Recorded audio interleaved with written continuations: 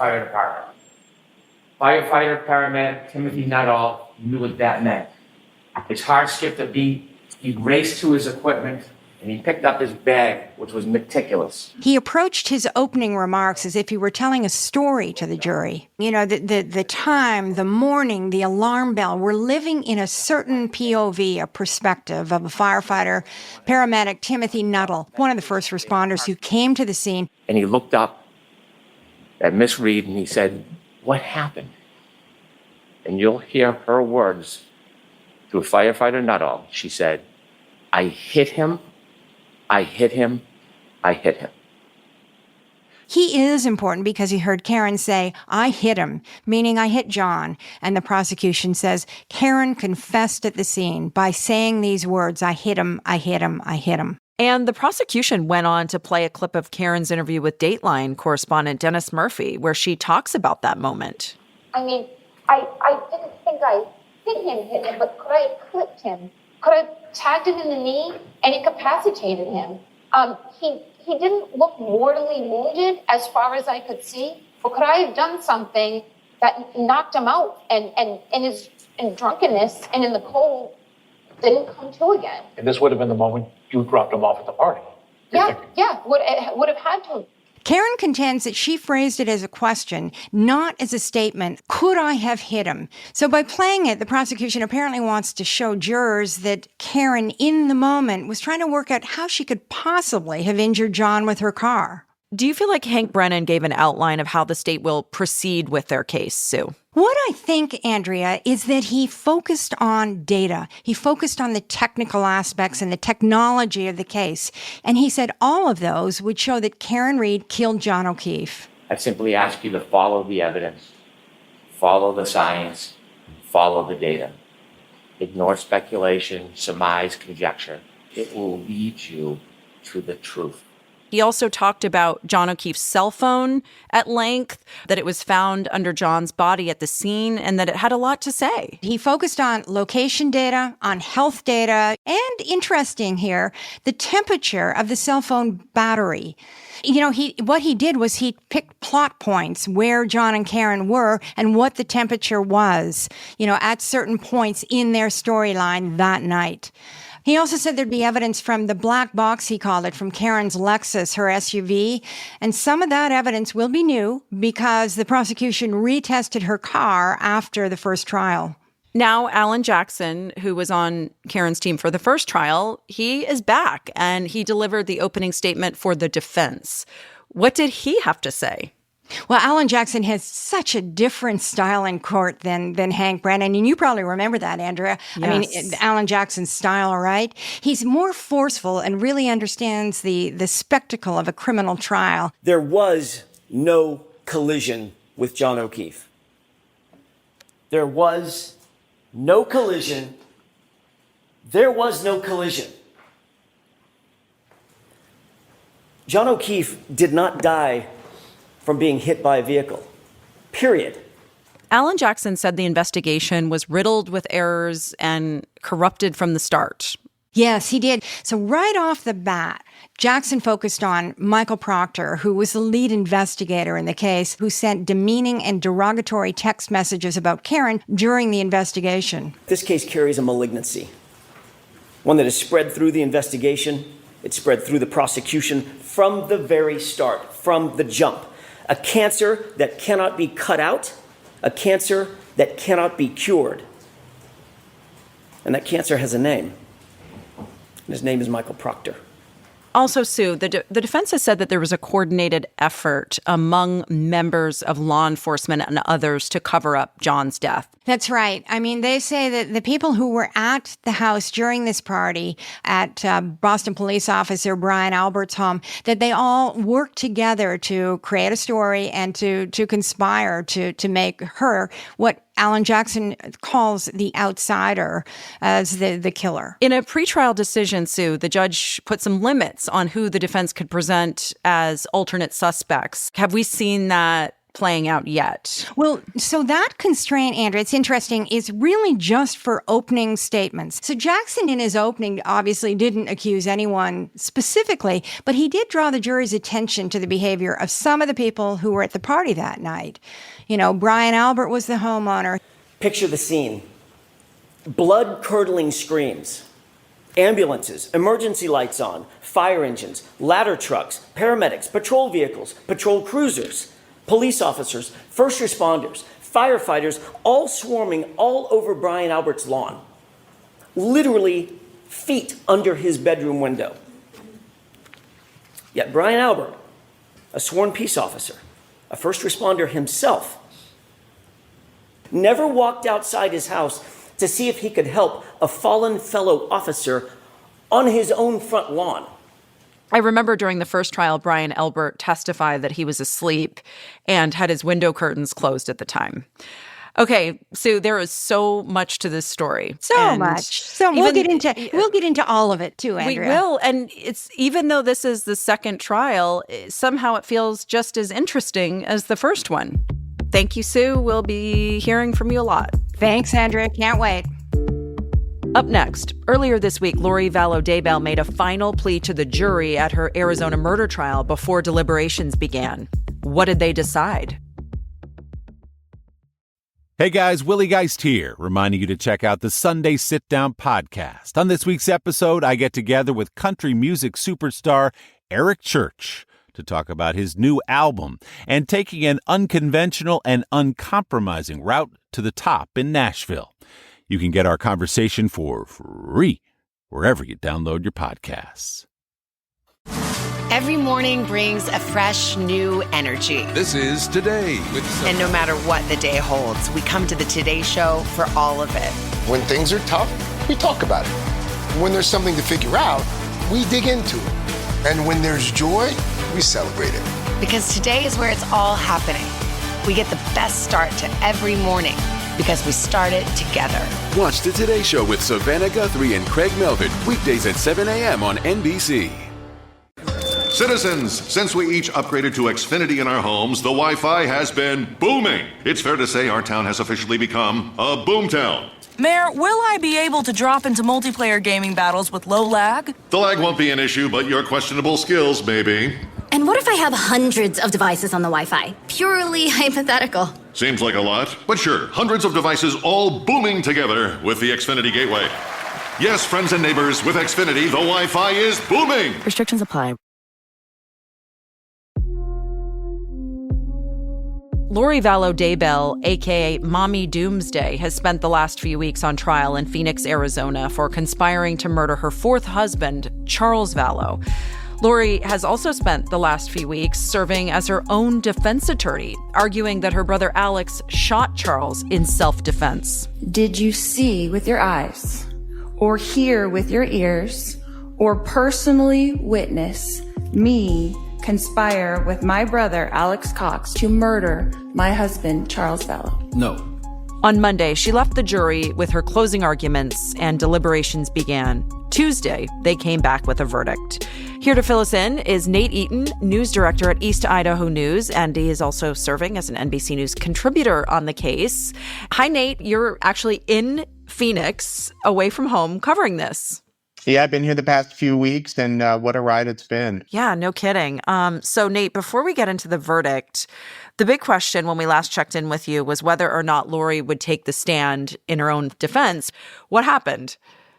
Well, it was a decision she made kind of at the last minute. Nobody knew if she was going to testify or not. The judge asked her when it came time for the defense to present their case if she planned to call any witnesses. She said no, and then she said the defense rests. That's wow. That's jarring in itself, just to have this buildup and then suddenly I'm done. I think a lot of people were caught off guard. So that all happened last week. The jury took the weekend off, came back this week for closing arguments. Prosecutor Trina Kay went first. What were her main points? Trina Kay really stressed that this was a premeditated execution of Lori Vallow's fourth husband because Lori Vallow thought she would be getting $1 million in life insurance money, and she wanted to be with her new boyfriend, now husband, Chad Daybell. Her words tell us that she was involved in this killing. Her actions and her words tell us the motives behind this murder. Chad and money. The prosecutor also highlighted a text from Lori to Chad. Right, yes. She texted Chad something to the effect of, bad news, I'm not the beneficiary. So I talked to the insurance company. He changed it in March. Probably it was Ned before we got rid of him. The prosecutor said Lori Vallow and Chad Daybell believed that a spirit, a zombie, you could say, named Ned, had inhabited Charles's body. Chad then wrote back, I wonder if he made the change before he got 2 bullets to the chest. That's a lot. Pretty chilling evidence there. The jury got to hear Lori give her closing argument, and this was really the final test of her acting as her own attorney in this trial. How do you think she did? Lori prepared a passionate closing argument, and she really tried to stress that this was a family tragedy and not a crime. This is an attempt by the state to try to retrofit a crime that doesn't exist. This event was not a crime. It was a tragedy. Don't let them turn my family tragedy into a crime. She did try to testify a couple of times during that closing statement, which was not allowed. The prosecution objected to that. A 2-minute period changed our lives forever. How are you supposed to choose between 3 people you love? Your husband, your daughter, your brother? Testifying at this point? All right. I'll caution the defendant not to testify about things that were not entered into evidence. The jury got the case Monday. They went home, then started deliberating again Tuesday morning.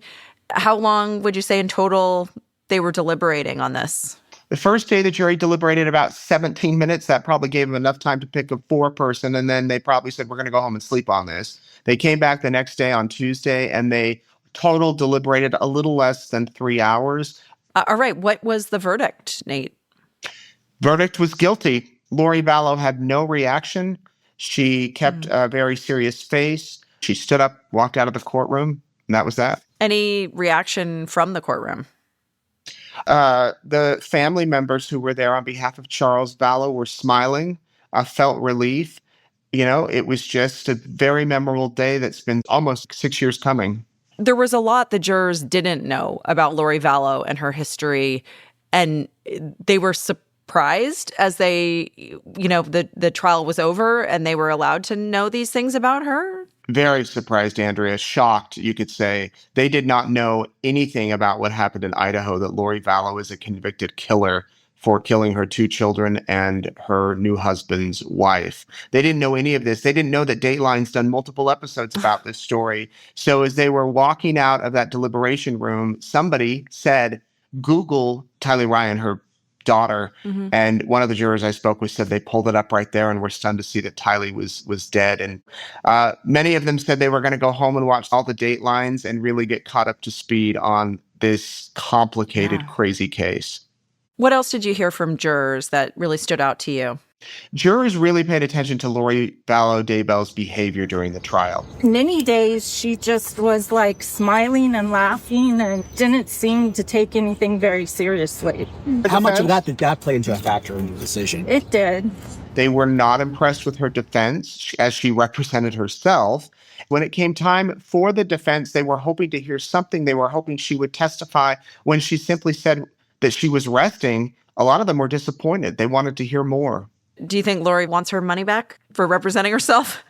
That's the great question. I have a feeling she has one more trial that she will try to do it again, and we will see what happens there. Yeah, tell us, what is the next one? Yes, we have one more, and it is the final one. Lori Vallow is charged with conspiracy to commit the murder of her former nephew. Brandon Boudreaux is his name. He was married to Lori's niece, who was involved in their group. He was driving home from the gym one day when somebody shot at his window, nearly killed him. And that person, the shooter, police believe is Alex Cox, who's Lori's brother. So that trial is set to begin the beginning of June. Nate, thank you so much for these updates all throughout the trial. For more of Nate's coverage of the trial and the case in general, check out eastidahonews.com. And to learn more about Lori's story, check out Keith's podcast series, Mommy Doomsday, which is available wherever you get your podcasts. Thanks so much. Thank you. When we come back, it's time for Dateline Roundup. We've got the latest twist in Scott Peterson's campaign to prove his innocence. And Harvey Weinstein faces a new accuser in court. Plus, a woman tells us how jury service changed her life and why she made a podcast about it.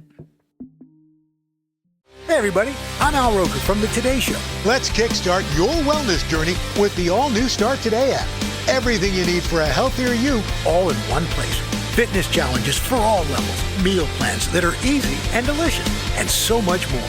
It's built to fit your lifestyle, and our experts will guide you every step of the way. Come on, let's do this. To subscribe, download Start today from the App Store on your Apple device now. Terms apply. Cancel anytime through Apple under profile settings.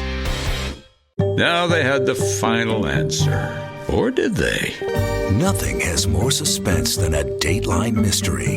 And no one wants to wait to find out what happens next. That's why everyone needs Dateline Premium, where listening is always ad-free.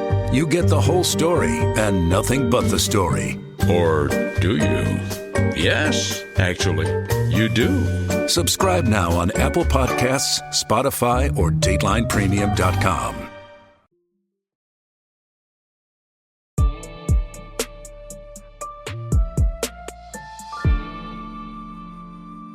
Welcome back. Joining us for this week's Roundup is Dateline digital producer Veronica Mazeka. Hey, Veronica. Hey. So our first story comes out of New York, where opening statements began this week in the retrial of disgraced movie mogul Harvey Weinstein. His first trial really was one of the defining moments of the Me Too movement. Veronica, just give us a refresher. Yeah, so back in 2020, Weinstein was convicted in New York on 2 counts, the third-degree rape of an aspiring actress and a criminal sexual act against a production assistant. But last year, almost exactly a year ago, actually, a panel of appellate court judges ruled 4-3 that the trial court had erred by allowing the prosecution to bring in evidence of prior acts that Weinstein wasn't charged for. In the defense's opening statement, Weinstein's attorney said that Kaya's relationship with him was consensual. In addition to calling the 2 women I just mentioned, called 4 additional women to the stand to describe their experiences with Weinstein. Scott Peterson, who has been fighting for 20 years to get his conviction overturned, just filed a because New York isn't the only place where he's been convicted of a rape charge. To remind everyone about this case, Scott Peterson was charged with killing his wife Lacey and their unborn son Connor. What the prosecution will do differently in this time? The big difference is Weinstein is facing a new charge, now says an additional charge of first-degree criminal sexual act and should get a against new trial. New accuser. Yeah, so this filing is thousands her identity had been hidden until yesterday it was filed when it was revealed in Court of Appeals late on Friday. Now we know she's the LA Innocence Project says that they've been reinvestigating Peterson's case, and they've found evidence that Weinstein assaulted her the first prosecution's about 4 years later. She says he assaulted her again. Remind us what the prosecution's case was versus the defense's. Yes, so the prosecution argued in court that Scott killed Lacey sometime on the night of December 23rd. They said he then dumped her body in the San Francisco Bay from his fishing boat and went home and reported her missing to cover his tracks.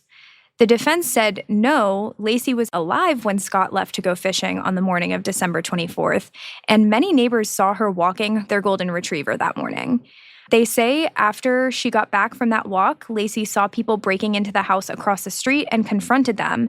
And it was those burglars who abducted her, held her for a while, and then killed her. And the burglary theory, that's not new. The defense used that at Scott Peterson's original trial. Right. The prosecution said investigators tracked down the burglars and they weren't connected to the murder. So what is new? What is the LA Innocence Project saying that they have found to undermine the prosecution's theory with all these pages? Yes, there's a lot, but 2 big things stood out to us. In the petition, they say that they have a new witness who says she overheard one of the burglars say that a pregnant lady with a dog came over from across the street to confront them. The other thing is that during Peterson's trial, the prosecution relied on an expert in fetal biometry to give them a date of death for Lacey's unborn son, Connor. He used fetal growth data to come up with the estimate, which he said was December 23rd. But Peterson's team says they recently asked the expert to take a second look at his findings in light of the latest science, and he now says that Connor's death was on January 2nd. That's huge because by that time, Peterson was already under surveillance and his car and his boat had been impounded. So what is next then with all of this? So the Court of Appeal judges will probably ask for a response from the prosecution. They could ask to hear oral arguments, or they could just reject this petition entirely. Our NBC affiliate asked the Stanislaus County DA's office for comment, but they declined, saying it has yet to see the petition. Must be so hard for Lacey's family and having this come up. Absolutely. Finally, there's been a development in a case I've been following for almost a decade that listeners might know from a recent Dateline episode called Poison Twist. It's the story of an upstate New York former office manager named Katie Conley, and she was convicted of killing her boss, Mary. Right. So Mary Yoder was a chiropractor who also happened to be Katie's ex-boyfriend's mother, and Katie actually went on trial twice. I spoke to Katie before her first trial. Would you ever have any reason to do anything to Mary? No. No reason ever. We never had so much as a crossword with each other. Did you poison Mary Yoder? No. Mm-hmm. Yeah, so the first jury was hung, and after Katie's retrial, she was convicted of manslaughter and sentenced to 23 years in prison. But her conviction was overturned a few months ago, and Katie Conley has been home since February, but we just got some very big news in this case. It's a bit of a jaw-dropper. The Oneida County District Attorney announced he's going back to a grand jury. He wants to try Katie Conley for a third time. That's a huge deal. Yeah. Veronica, thank you so much for all of this news and keeping us updated. Appreciate it. Absolutely. Thank you. For our final story, we are taking a look at a murder trial from an unusual perspective, the jury box. We talk so much on the show about jury selection and jury deliberations. We wanted to know what it feels like to experience a jury summons, sit through hours of testimony, and ultimately decide the fate of a person accused of an unthinkable crime. Our next guest, Sarah Reed, did just that earlier this year at a Tennessee murder trial we followed closely here on Dateline. For 9 days in the Hamilton County Courthouse, Sarah was known as Juror Number 11 as she heard the evidence against Jason Chen, a college student who'd been charged with the first-degree murder of Jasmine Pace, also known as Jazzy, to her friends and family. And if you need a refresher on the case, you can check out Blaine's recent episode, The Pin at Apartment 210, which dropped earlier this week in the Dateline feed. Sarah says her experience as a juror was so eye-opening that she decided to document it and share what she learned in a podcast called Sequestered. Sarah, welcome to the show. Thank you. I'm so happy to be here. So take us back to the beginning of when you got the jury summons. You know, what are you thinking? I'd never been called for jury duty before, so it was definitely intriguing and honestly a little nerve-wracking, just not knowing what to expect, you know? On the podcast, we've been talking a lot about voir dire these past few weeks in connection to the Karen Reed retrial. What is it like to experience jury selection firsthand? I was seated in the gallery for like the majority of the voir dire process. It was definitely intense though. They started out with basic information like, what is your job? Like, what's your profession? And are you married? And then it just goes into like, have you ever been arrested? How do you feel about police? So we should be clear, you're not from the same county where Jazzy's murder happened. There was so much media attention around the case. The judge ordered jurors to be actually brought in from a different county. So were you bussed in every day? Were you in a hotel? How did that work? Yeah. So after the jury selection in Davidson County in Nashville, they said you could be gone 10 to 14 days, pack what you need for 2 weeks. Okay.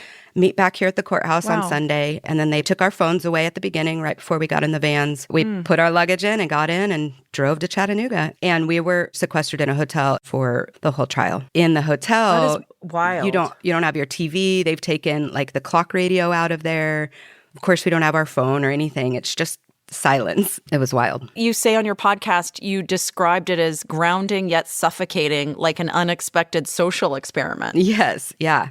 Think about it. You're completely cut off. So in some ways, it forces you to be really present, but it's also stifling. Like you're with strangers and the only thing connecting you all is this one tragic event that you're not even allowed to talk about. So everything just kind of stays in your head. And at least that was the case for me. All of the questions and emotions and details, you just carry them around in silence. It's almost like an emotional pressure cooker. And you had to sit through a lot of emotional testimony. Jazzy's mom, Katrina, testified. So you really have to separate the emotions you're feeling when you're listening to someone who's lost a child, and you have to follow the law. How do you kind of separate all that while you're sitting there listening to all of this? Right. Absolutely. Those were the hardest parts, was seeing, honestly, both moms on the stand, but Katrina being the first witness that we saw. I mean, it smacks you right in the face. Not only does she look just like Jazzy, but the emotions make you want justice, right? And the facts and the details, they have to be the things that guide you. Describe the jury deliberations for us. Did you already feel like you knew walking into that deliberation? I had a strong sense, but I stayed open. Like, we kind of, after choosing our 4-person, we put it to an initial vote. With the plan kind of being to begin discussions if the vote was not unanimous, which it wasn't. There was 2 of us, that myself included, that were hesitant. And I think for me, it was me just really myself needing to understand the definition of what premeditation meant and how that applied to this case. All right. So you all came up with your verdict in, was it less than an hour? Yeah, it was much quicker than I think anyone expected. And so you started your podcast called Sequestered. Why did you decide to bring this to the masses, your experience? Yeah, I mean, it didn't really hit me until about halfway through the trial. I just remember it just smacked me in the face, like, oh my gosh, like, I could bring this unique perspective from sitting in the jury box and hearing this story unfold day after day, just like as I heard it in the trial. I wanted listeners to kind of have that same experience. I mean, I'm assuming this is the kind of experience that is now going to stay with you forever. Oh, yeah. This whole thing has changed me. I still haven't processed it all. I pretty much jumped right into telling this story, and it was just a very profound and life-changing experience. Well, you were a part of Justice for Jazzy. Yeah, I feel honored to be. And Sarah, we're going to include a link in our show description for listeners to check out. Thank you. Sarah, thank you so much for sharing your journey with us. Absolutely. It was so great to talk with you. Thank you again. That's it for this episode of Dateline True Crime Weekly. To get ad-free listening for all our podcasts, subscribe to Dateline Premium. Coming up this Friday on Dateline, I've got an all-new 2-hour episode about Michael Cochran, a West Virginia dad and husband who died suddenly in his home in 2019. I recently met with his family and friends who told me they were stunned when they started to piece together the horrifying truth. It moves from a mystery novel to a horror flick. Watch The Devil's in the Details this Friday on NBC at 9/8 Central, or stream it on Peacock on Saturday. Thanks for listening. Dateline True Crime Weekly is produced by Franny Kelly and Katie Ferguson. Our associate producers are Carson Cummins and Caroline Casey. Our senior producer is Liz Brown-Kurloff. Veronica Mazeka is our digital producer. Rick Kwan is our sound designer. Original music by Jesse McGinty. Bryson Barnes is head of audio production. Paul Ryan is executive producer. And Liz Cole is senior executive producer of Dateline. Anything else? All right. Thanks very much. See you, everyone.